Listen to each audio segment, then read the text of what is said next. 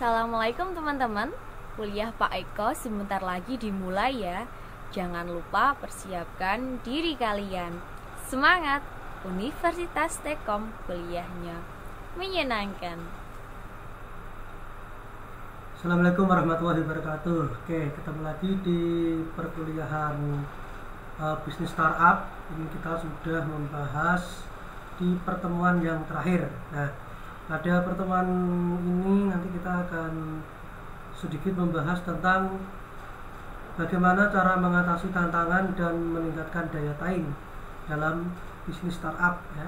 Di strategi mempertahankan bisnis startup. Nah, kira-kira apa saja ya.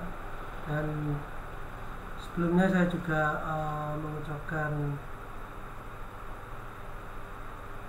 selamat belajar untuk teman-teman semua ya, karena ini sudah di pertemuan akhir. Semoga video-video sebelumnya dapat membawa manfaat untuk teman-teman semua.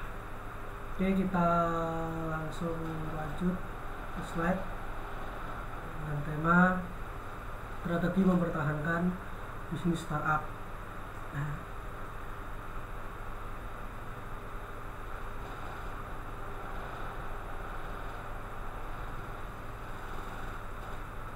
Nah, sebelum kita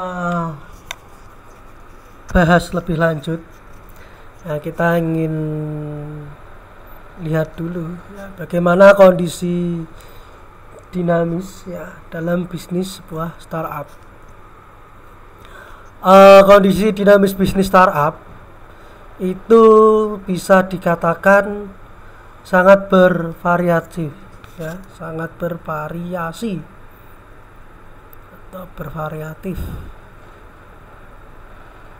Jadi tergantung pada beberapa faktor, termasuk diantaranya adalah tren ekonomi global, perubahan regulasi, inovasi teknologi ya, serta dinamika industri tertentu.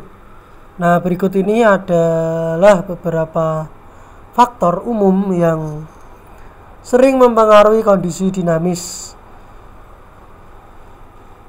bisnis startup. Yang pertama itu adalah pasar dan permintaan. Nah, pasar dan permintaan pasar ini dapat berubah dengan cepat. Ya, startup dapat mengidentifikasi dan merespon kebutuhan pasar dengan cepat, akan memiliki keunggulan bersaing. Nah, ketika kita bisa memenuhi pasar dengan cepat, ya, maka kita akan mampu bersaing dengan bisnis yang lain. Ketika pasar saat ini ramai membutuhkan produk A, maka kita harus bisa menyediakan produk tersebut. Ya, jadi kita lihat dulu pasar dan permintaannya seperti apa. Nah, ini kondisi awal. Yang kedua adalah akses pendanaan.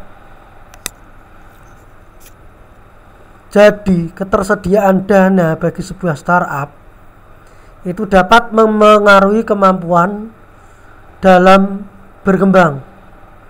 Ya, mulai dari tingkat investasi, minat investor, serta ketersediaan modal venturer ya. Venturer itu merek mobil ya. Ini dapat memberikan gambaran tentang kondisi keuangan startup. Ingat, kondisi pendanaannya kita lihat dulu. Sebelumnya kita juga sudah pernah membahas tentang sumber pendanaan. Ketika kita hendak mendirikan startup, kita harus ada dana. Sumber dananya adalah A, B, C, dan seterusnya. Sudah kita bahas.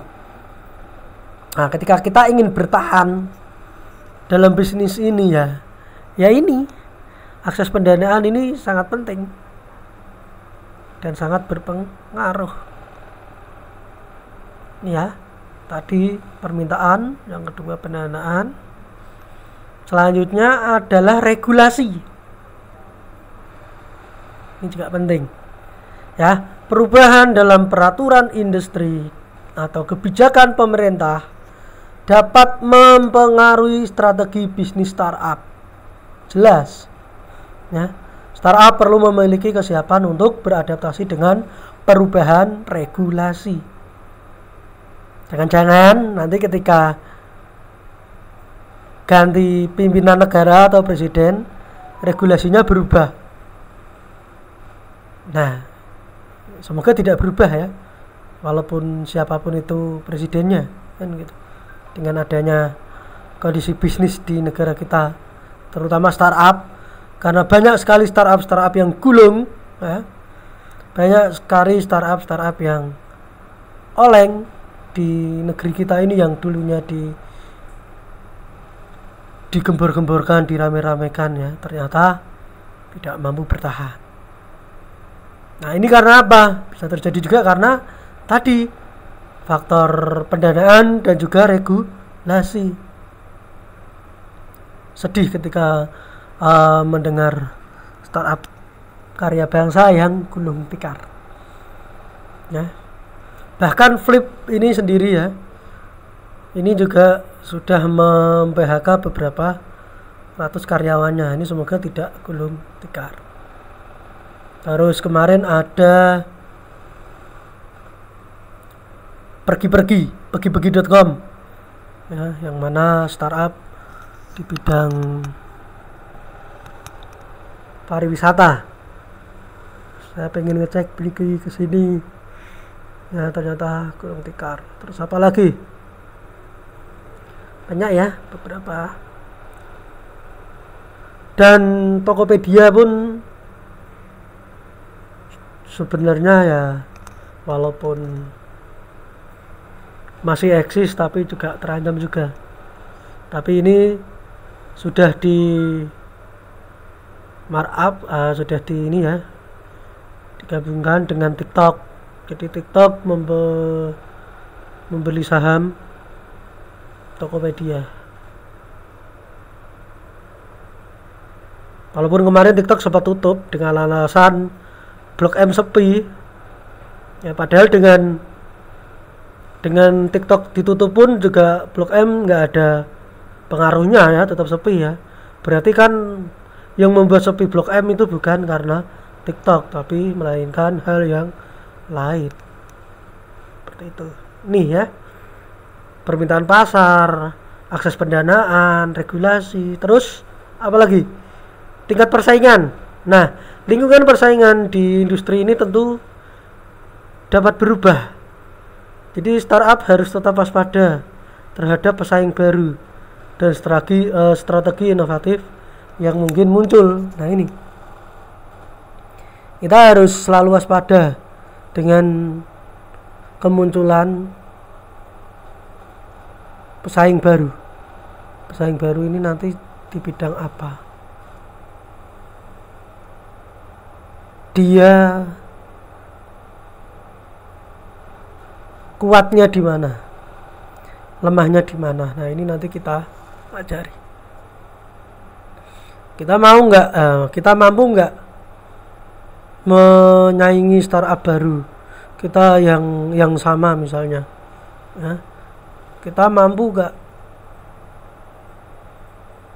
bersanding, bahkan menyaingi. Terus regulasinya bagaimana, pendanaannya seperti apa.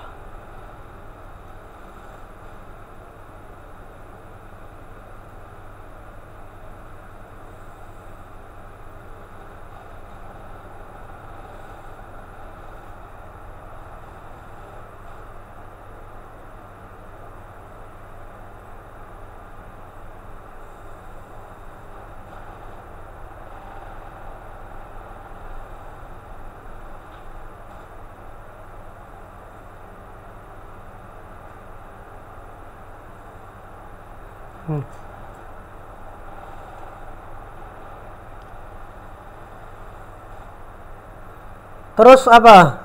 Tren teknologi. Nah, inovasi teknologi terbaru itu dapat membuka peluang baru atau mengubah cara bisnis yang dilakukan. Startup yang dapat mengadopsi teknologi terkini akan memiliki keunggulan kompetitif. Jangan sampai ketinggalan tren yang sedang ada. Terus model bisnis. Kondisi dinamis juga dapat terkait dengan model bisnis yang digunakan oleh startup. Kemampuan untuk menyesuaikan atau mengubah model bisnis secara efektif ini dapat menjadi kunci sebuah kesuksesan. Ya, kita harus mampu menyesuaikan atau beradaptasi. Ya. Dengan model bisnis saat ini yang sedang tren seperti apa. Terus yang ketujuh adalah kesadaran keberlanjutan. Fokus kepada keberlanjutan dan tanggung jawab sosial perusahaan semakin menjadi perhatian utama.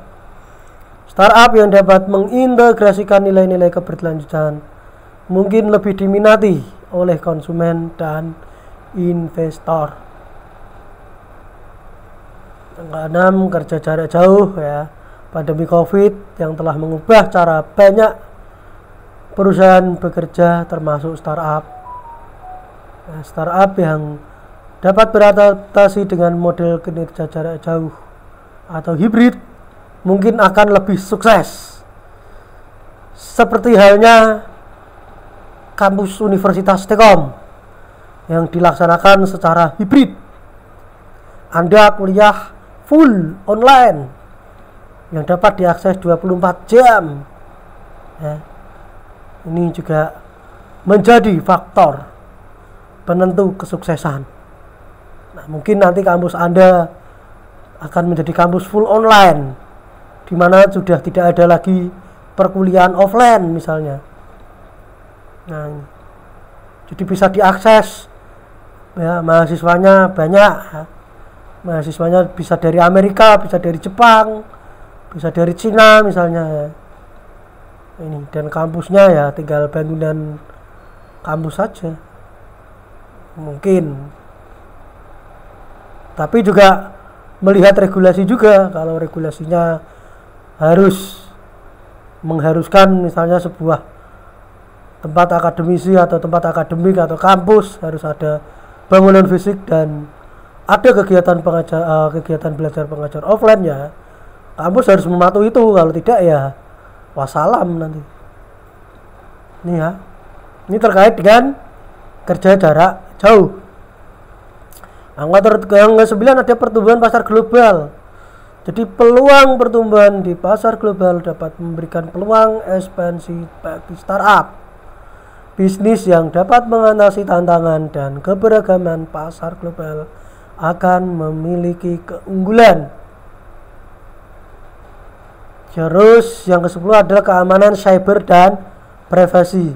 Wah, ini kemarin juga dibahas di debat presiden kalau nggak salah ya. Di keamanan data dan privasi menjadi perhatian utama. Startup yang dapat memberikan solusi keamanan dan privasi yang efektif dapat memenangkan kepercayaan pelanggan. Ya, ini masalah privasi, masalah keamanan. Kemarin juga ada salah satu paslon yang menyatakan bahwa website yang keren itu website yang kena hack. Nggak semua ya. Justru website yang keren itu tidak bisa kena hack karena sudah ditingkatkan cyber security-nya, keamanannya, privasinya dan lain sebagainya.